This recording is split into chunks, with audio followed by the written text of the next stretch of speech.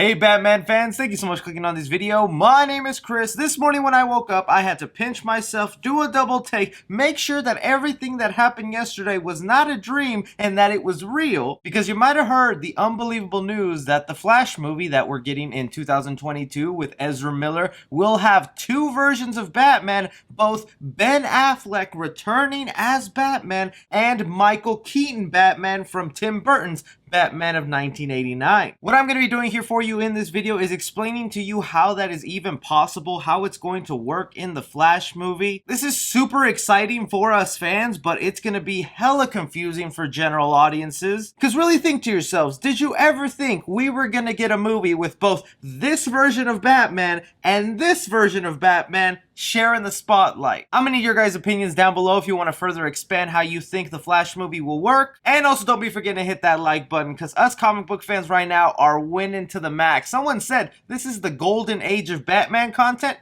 We're living it, man. So instead of giving you some BS fan theory or my speculation or my nerdy glasses of how this will work, I'm taking everything directly from the word of the director who is behind this Flash movie, Andy Muschietti, who brought us Pennywise the Clown in both It 1 and It Chapter 2. Most of the comments are from his Vanity Fair article where he did the interview confirming that both Ben Affleck and Michael Keaton will be returning for his Flash movie. As a quick side note before diving any deeper, I'd just like to say at the top because there's always people who get confused. Robert Pattinson's Batman is still viewed as the future for Batman content at Warner Brothers. So even though we are getting Michael Keaton and Ben Affleck in this Flash movie, Robert Pattinson's Batman is still looked as the head honcho right now. And because of some of the comments that the director of the Flash movie made, Robert Pattinson is possible to make an appearance in this Flash movie. Beginning to the baseline of how this is even possible for a Flash movie, some of you might have known a famous storyline in the comics from the Flash entitled Flashpoint Paradox. This is a story in where Barry Allen travels to the past, stops his mother from being murdered, but when he comes back to his present timeline, Bruce Wayne is no longer Batman. Instead, it is his father, Thomas Wayne. We get a more evil version of Aquaman, Wonder Woman, heck, even Billy Batson Shazam dies in that timeline. And it's already been confirmed several times by everyone involved in the Flash movie that they will be taking that storyline and drawing heavy inspiration for the live-action Flash movie. I mean, this is what the director had to say on the story for this movie. It is a story of time travel. Flash travels back to save his mother. It is a spectacular action movie, but it has a big heart. So before Barry Allen travels back in time in his Flash movie, a good chunk of the beginning will have Ben Affleck Batman there. And the reason we know this is because of how Andy Muschietti describes Ben Affleck being part of this Flash movie. This is how he describes Ben Affleck's Batman to Barry Allen.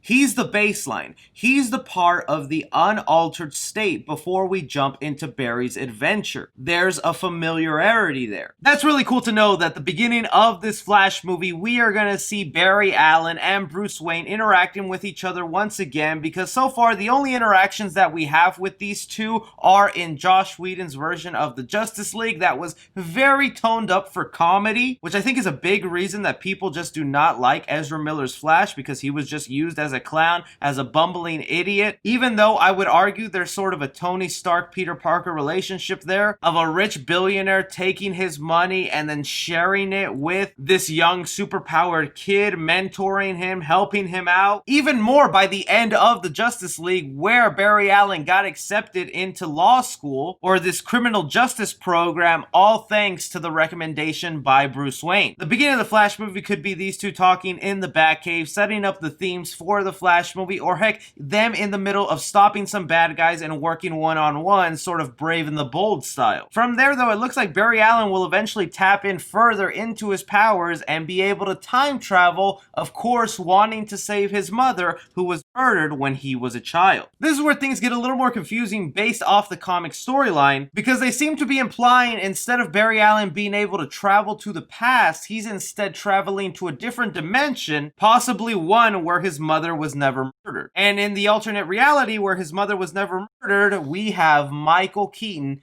Tim Burton's Batman. When the director was asked about Michael Keaton's Batman being part of the Flash movie, not only did he confirm that yes, he is part of the film, but he also said he has a substantial part. So anybody wondering who was going to have the more screen time, Ben Affleck's Batman or Michael Keaton's Batman, it was going to be Michael Keaton's Batman all the way. For the majority of the movie, while Barry Allen is stuck in this alternate reality, a different version of the DC world that he knows, he's going to be tagging alongside Bruce Wayne's Batman. As a fanboy of Michael Keaton's Batman and him being my favorite version of Batman because that's what I grew up with, I can't even begin to imagine all the amazingness that we'll see. An updated version of Tim Burton's Batman suit. Will the Batmobile still be looking as rad as it did back then? Also, will they keep in canon the Schumacher Batman movies, and could we possibly see Robin in Michael Keaton's Batman, because technically those movies are canon in that timeline, and even Tim Burton wanted Robin himself to show up in his movies, so far as to even casting Marlon Wayans as his version of Robin. Yep, you heard me right.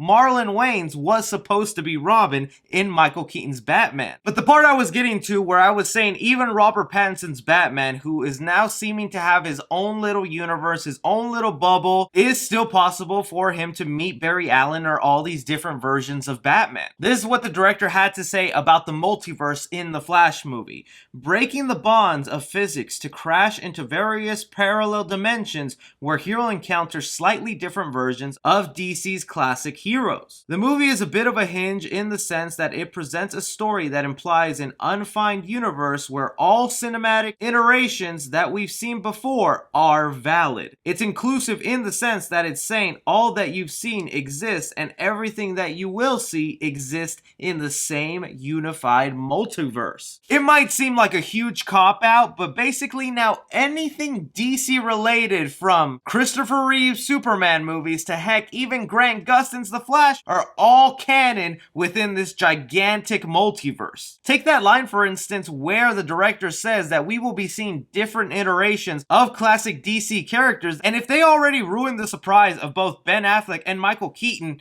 what are these other DC characters they're going to be popping up in The Flash? This could really mean now we could get Grant Gustin's Flash showing up in this Flash movie. We could see alternate versions of Shazam, alternate versions of Wonder Woman. This Flash movie is getting so epic, and now my standards are set so high for this film, it better not let us down. The only bittersweet thing to come out of this is that it looks like this Flash movie is sort of the swan song for Ben Affleck's Batman, because since Robert Pattinson is still viewed as the future and he's going to be the focus for Warner Brothers, Ben Affleck is most likely just returning to end his chapter on a good note. That way the last thing that we saw of Ben Affleck's Batman isn't, "Oh, I don't not like you." The news like this is something I never would have thought, so heck, anything is possible in the future. But anyways guys, that is just a rundown of how everything will be working in this Flash movie. What do you think about it? What is your take? Can you dive in further into the theory, or do you have a better version of how you would like it to go? Anything and everything, you guys go ahead and leave your thoughts down below. Be sure to like and subscribe. Follow me on Twitter at 3C Film Review. As always, I'm Chris. Take care.